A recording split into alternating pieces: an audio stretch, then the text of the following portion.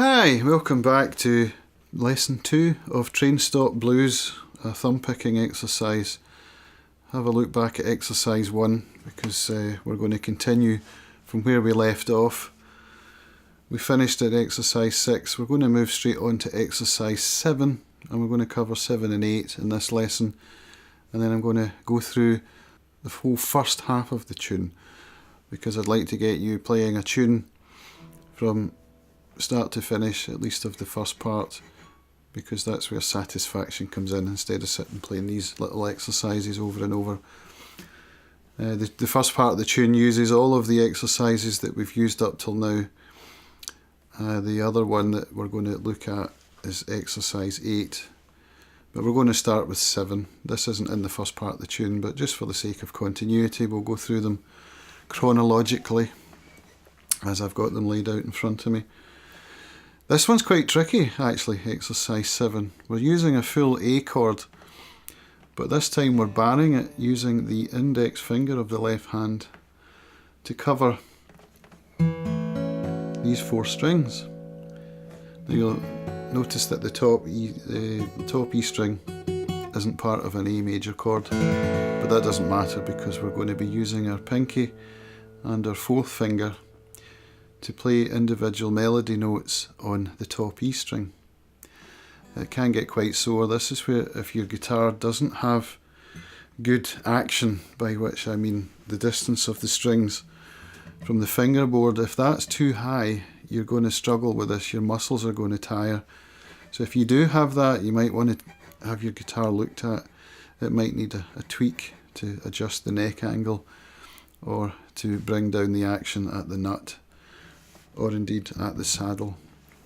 Your fingers will get tired if you're having to push down, not just your fingers, your wrist muscle as well. So to bar, I've got my thumb on the back of the neck, just about on the middle of the neck. So I'm applying pressure to get a clean sound. So it does take some strength and your muscles will tire. So the exercise goes like this. We're going to be stretching with our pinky all the way up to the 5th fret, which is the A. And that's going to cause you a little bit of pain if your muscles are not used to it, particularly when you're practicing an exercise and you're holding the chord down for quite a while. It's going to get painful, but it's worth doing because you're going to need these muscles to play this kind of style. It's really worth working on your muscles. Don't tire yourself out. If it starts to get sore, take a break. There's no point in causing yourself any pain for your art. And it's going to mean that once you start to experience that pain, you're not going to be able to play for a long period of time. So just take a break if you start to feel any pain. Try and relax your shoulders. Don't tense up. That's another important aspect of playing the acoustic guitar. So the chord goes like this.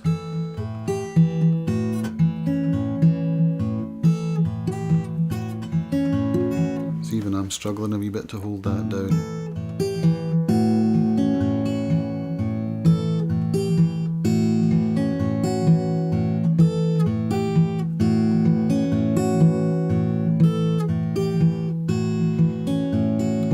You can use the 4th finger or the 3rd finger to fret that G note on the way down.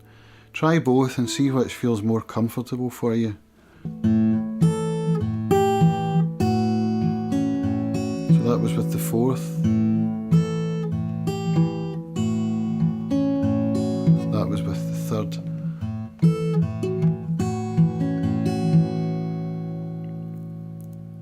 So it's a useful exercise to learn for developing muscle strength and thumb independence. And I'm now going to look at exercise 8, which brings in the B7 chord, which in this chord progression is the number 5 chord. We use numbers and not letters because it allows us to apply this chord sequence or chord progression to any key. So because we're in the key of E, if you count up 5, E, F, G, A, B, the 5 chord is the B7, where we use 7th chords in the 12 bar blues.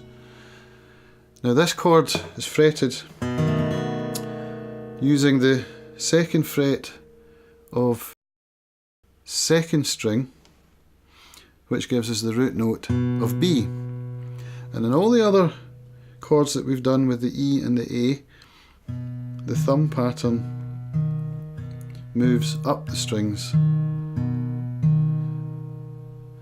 This time the thumb is going to do the alternating pattern by moving down the strings. And in order to do that, we're having to change our third finger from this string to that one. Okay? And it's the first time that we've had to move a finger of our left hand in this exercise.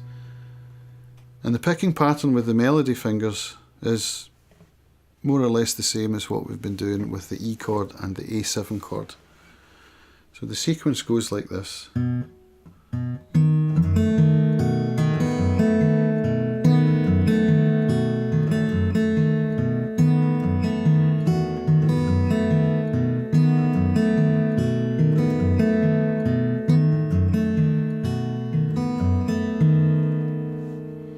So see how that middle finger's doing a bit of movement there to give us those alternating bass notes. So we've worked on our exercises, we've got our thumb going, we're bored. Exercises aren't much fun, I know, so let's play a tune, let's have some fun. I'm going to go through the first half of the tune from start to finish. I'm going to play it through a couple of times. I'm going to go nice and slow, so I'd like you to play along. The Train Stop Blues, Part 1. Here we go. 1, 2, 3, 4...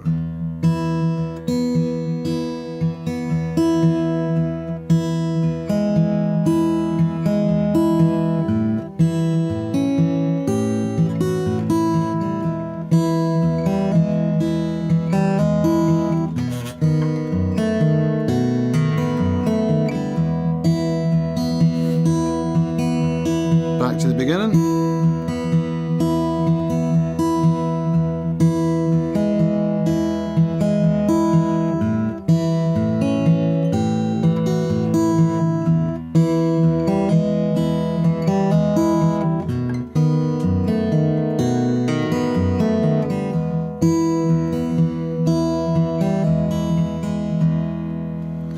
There we go.